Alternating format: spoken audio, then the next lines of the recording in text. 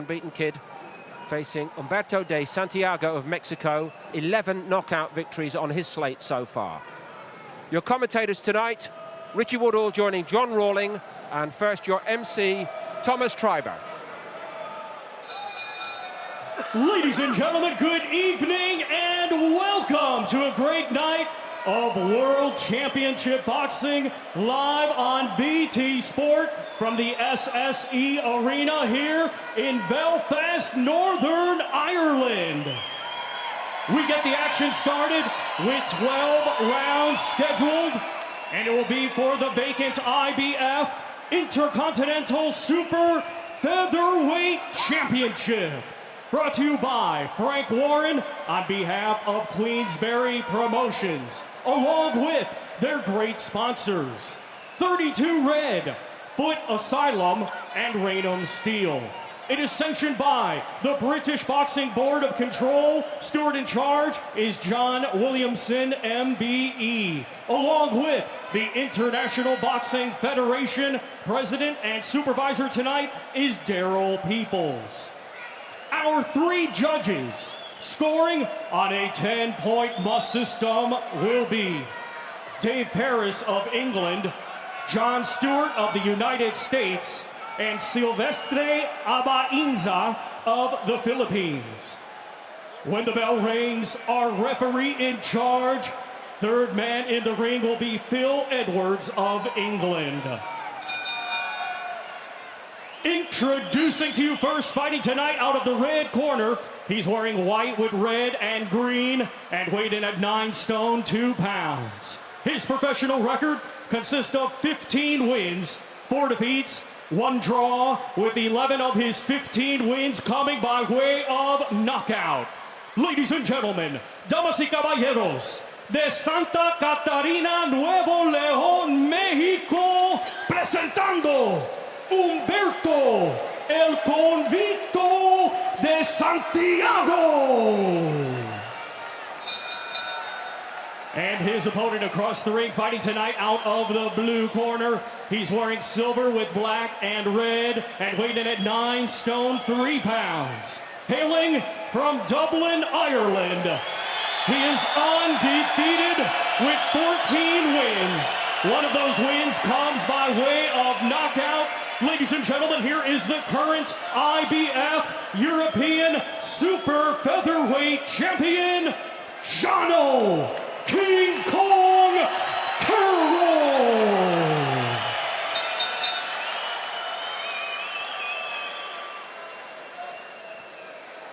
Gentlemen, you've had your instructions in the dressing room. You know what I expect of you. Remember, defend yourselves at all times. Touch gloves, good luck.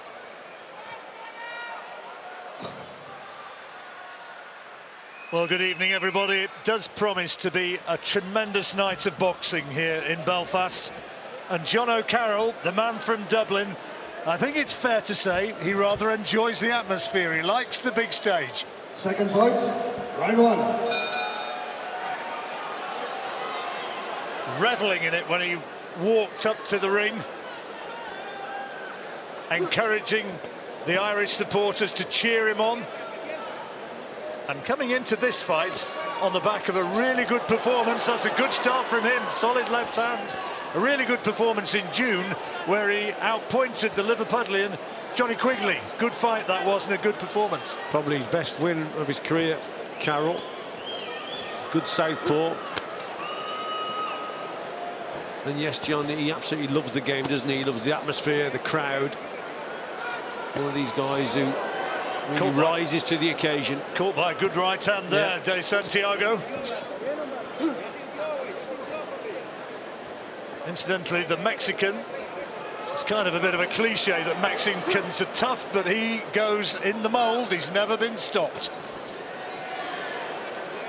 24 years old and a year younger than Jono Carroll.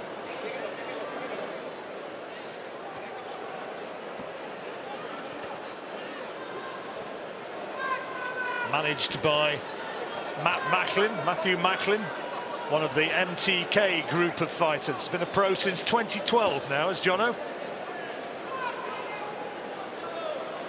Bit of a scouting mission for him in this round. his opponent. He keeps switching, doesn't he? Orthodox to southpaw. Carroll starting to put his punches together now. Carroll southpaw himself, of course. Likeable sort of fellow, Jono Carroll. Got one of the better beards in boxing.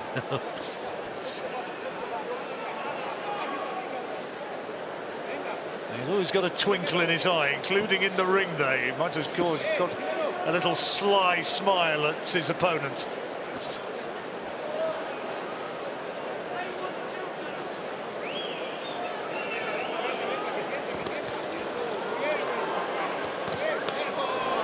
Tell you what, it's a lively start to this fight. Yeah, I think Carroll putting his shots together well downstairs. Keeps whipping this left uppercut to the body. He's working well behind his jab. There it is again, look. Just misses with that left hand. But a definite scouting mission in this opening round, just to check out his opponent, and likewise. Well, an interesting opening round, and both of them will go back to their corners feeling that they've had their moments. Both of them have found their range and the targets after an exploratory sort of opening minute or so. And the signs are that we've got an interesting fight in the making.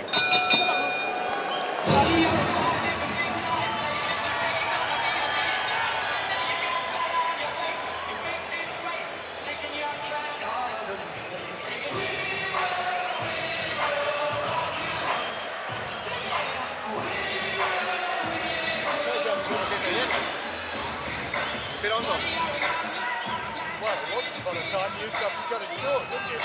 But it depends on whether the opposition can play.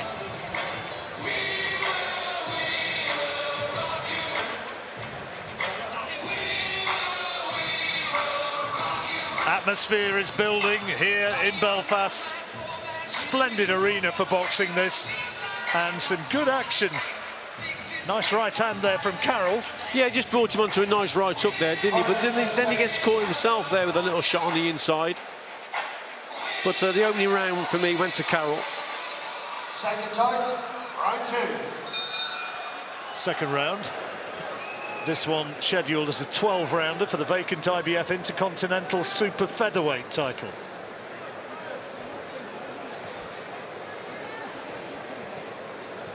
Jono's been a pro now since 2012, but the MTK camp with Matthew Macklin as his manager, his career is just starting to kick on a little bit. Getting a little bit more accurate now with the shots is Carroll, with that straight hand, especially that jab of his. Again, that's good boxing, and just maintaining the gap now between himself and Santiago, so that's good work there from Carroll.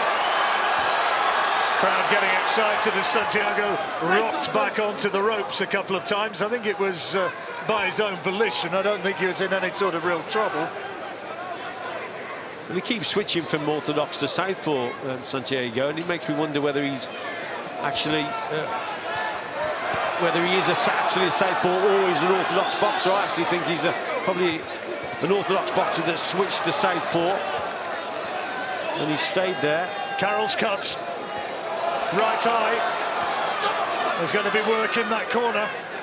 I didn't see whether it was a clash of heads or a punch that did it, but there is blood now dripping from his right eyebrow. First man to have seen it. Ahead of us at ringside, unquestionably, would have been his opponent. Break! Don't punch, one step. Yeah, that'll be a little bit worrying, won't it, for the corner? But it just might change the tactics slightly. Better left hand, and Carroll now on that front foot. The irony is that he's kind of got himself caught and cut as the head's going very close together again there. He's got himself cut when he's really starting to power on the pressure and fancying the job here. Wouldn't surprise me though, John, if it was a head clash. Heads are coming close, aren't they? Well, punch goes in low. De Santiago is making the most of it. He'll be given time to recover. Now, what's Phil Edwards going to do about this? I don't think he's going to make any sort of formal warning. Head clash, he's saying, is what has caused the cut.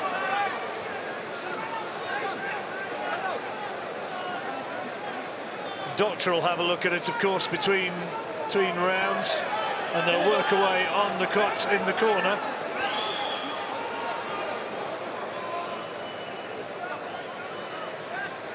Well, the referees give Santiago enough time now to recover from that body shot, or should I say the one that was obviously strayed low. But Carroll now, you can see the urgency in his work. He knows he's cut. Feels he's landing some bigger shots now, and could be a change of tactic. He could go straight on that front foot now and try and stop this fella. Well, there's going to be work at the end of the round for Johnny Roy, who's the cut man in the Carroll corner. But look at this again, as Carroll starts to let the punches go once more. De Santiago ducking and weaving and holding on and trying to buy a few seconds, but he's taking quite a lot in there. It's good work from Carroll, but at the same time, John, he's got to watch that he doesn't further that cut, because the heads are clashing. Better work again, he's going for it, Carroll. Look at this, they go toe-to-toe. Tremendous action in the closing stages of a dramatic round. And look at the reaction.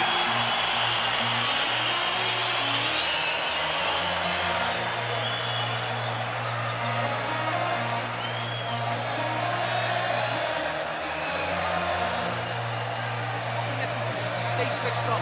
You're getting drawn into a fight for no reason at all. Let's box him and think what you're doing. Listen to me. Get behind the jab with this fella, touching the sides. Those cuts, accidental head. Right hook into play. Box this fella. Go in smart. Touch, underneath. Left hand, right hook to the body.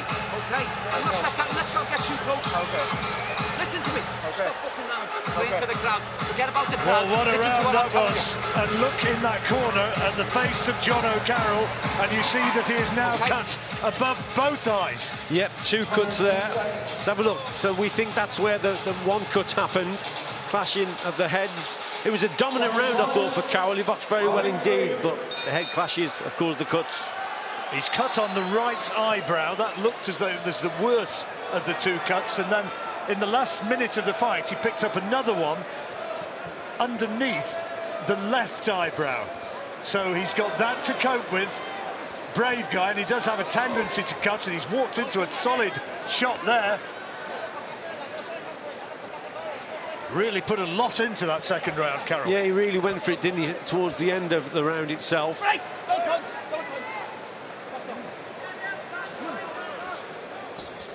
But he's got problems, John, with those cuts, and he probably thinks he's got to finish this guy, and that's going to be tough. Well, the referee went to the corner, the red corner, that's Humberto De Santiago, and said as another low punch goes in, and Santiago again is making the most of it, and Phil Edwards is giving a warning to Carroll, who holds his hands out and says, look, it wasn't deliberate, but De Santiago is making the most of it. His corner, incidentally, was told that both cuts were caused by the head. Well, I don't like to second guess how bad that low blow was, but he certainly reacted. It's up to Carroll now just to try and maintain that gap between himself and Santiago. Better boxing from him now. Santiago, on the other hand, though, John, he'll try and get close again, rough Carroll up, hopefully land a shot, make the cuts worse, but the referee has already indicated that the cuts come from the head. De Santiago has been a pro since he was 17 years old. Oh, that's a bad clash again. Dear me. This is bad. The referee's got a problem here. Watch your heads, he says, and it is the decisive thing of the fight so far. You see that clash there probably made that cut even worse, but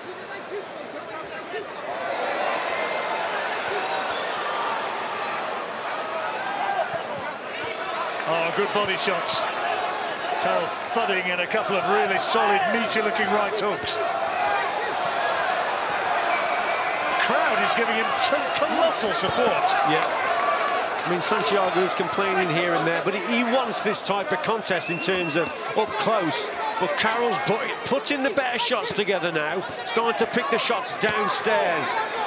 Well, he's not enjoying this sustained body attack, Santiago. And he's coming, looking for him now. Carroll senses he can take him out. It could finish right here, and it has.